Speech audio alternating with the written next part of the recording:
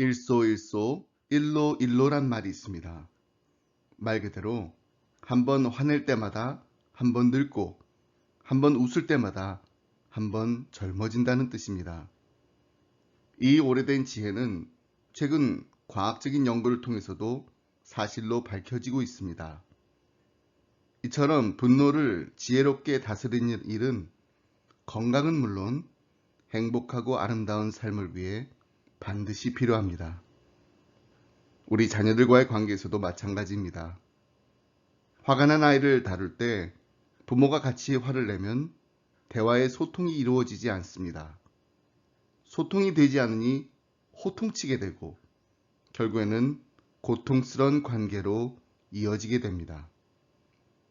그렇기 때문에 우리 자녀들이 똑똑하게 화를 내게 하려면 부모인 우리가 먼저 똑똑하게 화내는 법을 배우고 연습하고 매일마다 실천해야 합니다.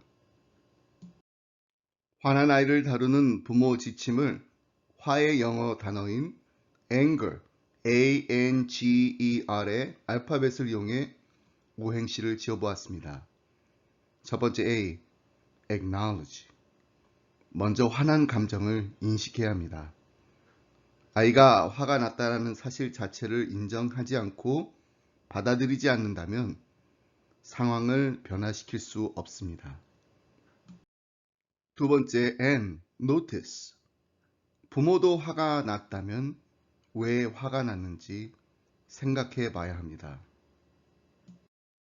세 번째 G, gear down. 일단 마음을 가라앉히세요.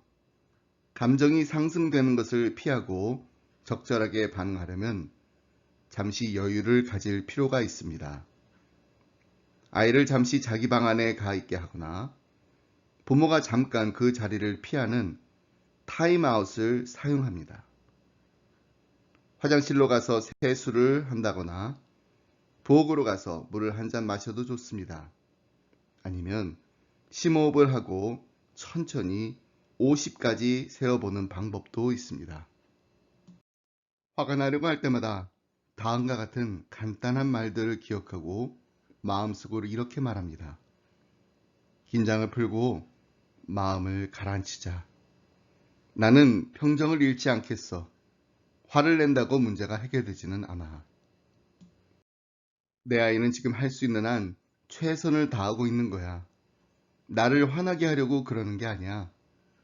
지금 일어난 일이 마음에 들지는 않지만 화를 내지 않고도 해결할 수 있을 거야. 네 번째 E, express. 이제 자녀와 대화할 준비가 되었습니다. 부모의 화난 감정을 나 전달법, I 메시지로 표현해 보세요. 훨씬 부드러운 대화의 장을 열어 자녀의 마음 문을 열 수가 있습니다. 예를 들면 다음과 같습니다. 먼저, 나 전달법입니다.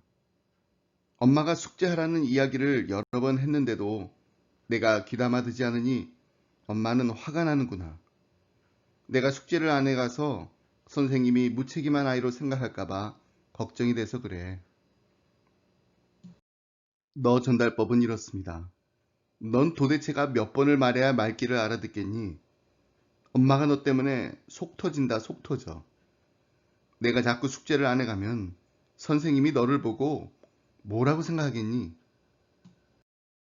나 전달법은 부모가 느끼는 감정의 주체가 부모 자신이라는 것을 말해주면서 부모가 받는 감정의 느낌을 전달해주면 됩니다.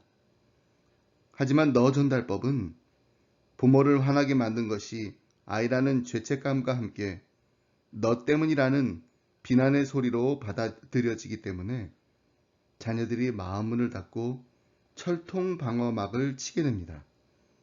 나 전달법을 쓴 다음에는 반드시 적극적인 경청을 해야 합니다. 마지막으로 R, recognize. 한 가지 더 기억해야 할 사실이 있습니다. 어떤 문제가 발생했을 때 그 원인 중에서 부모에 의해서 생겨난 부분을 인식하고 인정해야 합니다. 부모가 자녀에게 어떻게 하기를 바라는지에 대해서 구체적이고 자세한 설명 없이 아이에게 무엇을 하기를 요구해서 아이를 화나게 했다면 그 부분에 대해서 사과해야 합니다. 무턱대고 아이에게 화를 냈다면 아이에게 전후 상황을 설명하지 않고 화낸 것에 대해 사과하는 용기 있는 부모가 되어야 합니다. 부모가 자녀에게 화를 내는 경우 그 원인은 자녀 쪽에 있기보다는 부모 쪽에 있는 경우가 많습니다. 자녀 양육에 있어서 부모의 감정은 대부분 자기 감정의 투사입니다. 자신의 삶에 화가 나 있는 부모는 자녀에게 화를 내고 불안도가 높은 부모는 자녀에 대해 불안합니다. 낙관적이고 안정된 부모는 자녀에게 아무 문제가 없다고 보는 경향이 있고 비관적인 부모는 자녀가 문제투성이라고 보는 경향이 있습니다. 행복한 부모는 자녀로 인해 즐겁다고 느끼며 실제로 행복한 관계를 만들어 나갑니다. 따라서 좋은 부모가 되기 위해서 우리가 먼저 자신의 감정을 자각하고 다스리는 법을 배우고 훈련해야 합니다.